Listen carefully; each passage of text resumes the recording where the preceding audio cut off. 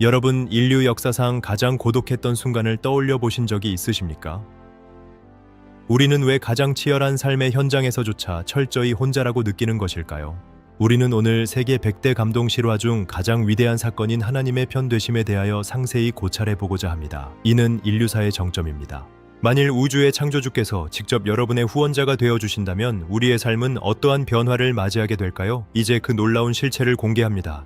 앞으로 20분간 펼쳐질 이 지적인 여정은 여러분의 존재 가치를 완전히 새롭게 정의하는 시간이 될 것입니다. 함께 역사 속으로 들어갑시다. 본격적인 분석에 앞서 오늘 우리가 다룰 핵심 문헌의 역사적 기원과 배경을 먼저 면밀히 검토해보는 시간을 갖도록 하겠습니다. 웅장한 여정입니다. 하나님의 편되심이라는 사상은 기원전 15세기경 이집트를 탈출한 이스라엘 민족의 광야 생활에서 그 역사적 뿌리를 찾을 수 있습니다. 척박한 시나이 반도에서 유목 생활을 하던 이들이 어떻게 거대한 제국들 사이에서 생존할 수 있었는지는 고고학적으로 매우 흥미로운 연구 대상입니다. 당시 지질학적 환경 데이터를 분석하면 인간의 자력으로는 도저히 불가능했던 생존의 지표들이 곳곳에서 발견되고 있음을 알 수 있습니다. 이는 보이지 않는 거대한 지지자의 개입을 상정하지 않고서는 설명하기 어려운 역사적 사실입니다.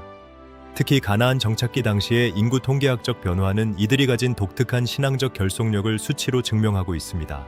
로마서 8장이 기록될 당시 로마 제국 내 기독교 공동체는 사회적으로 철저히 배제된 소외 계층이었습니다. 네로 황제 당시의 박해지수는 현대의 정치적 탄압 지표와 비교했을 때 상상을 초월하는 수준이었음을 역사적 문헌들은 기록하고 있습니다. 이러한 극한의 고립 상황에서 하나님이 내 편이라는 바울의 선언은 단순한 종교적 수사를 넘어 생존을 위한 필수적인 심리적 지지막 역할을 수행했습니다. 당시 로마 감옥의 벽면에서 발견된 비문들은 그들이 가졌던 확신의 강도를 고고학적으로 고증해줍니다. 이는 사회적 죽음을 선고받은 이들에게 부여된 영적인 시민권이었습니다. 1947년 발견된 사해사본은 성경의 역사적 무결성을 증명하는 가장 강력한 과학적 도구입니다. 탄소연대 측정 결과 이 두루마리들은 기원전 2세기에서 기원 후 1세기에 제작되었음이 확증되었습니다. 놀라운 사실은 1000년 뒤의 마소라 본문과 사해사본의 텍스트 일치율이 99%를 상회한다는 점입니다.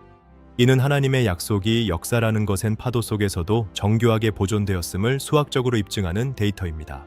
이사야서 전체 두루마리에 담긴 지키시는 자에 대한 예언들은 단순한 문학이 아닌 역사적 실제로서 그 권위를 인정받고 있습니다. 과학은 성경의 신뢰도를 더욱 높여줍니다. 텔단 비석에서 발견된 다윗의 집이라는 명칭은 성경 속 다윗 왕조가 실존했던 역사적 사실임을 증명하는 결정적 유물입니다. 또한 기원전 8세기경 히스기야 왕이 건설한 터널 내부의 비문은 외부의 침략이라는 극심한 위기 속에서도 하나님의 개입을 신뢰하며 일궈낸 공학적 기적을 보여줍니다. 이 터널의 굴착 방식과 경사도를 분석하면 당시의 열악한 장비로도 오차 없이 양쪽에서 만나게 된 과정에 초월적인 설계가 있었음을 짐작하게 합니다.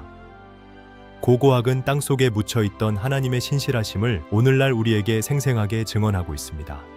역사적 파편들은 하나의 거대한 진리를 가리킵니다. 현대 사회의 심리학적 데이터는 우리의 영적 현주소를 적나라하게 보여줍니다.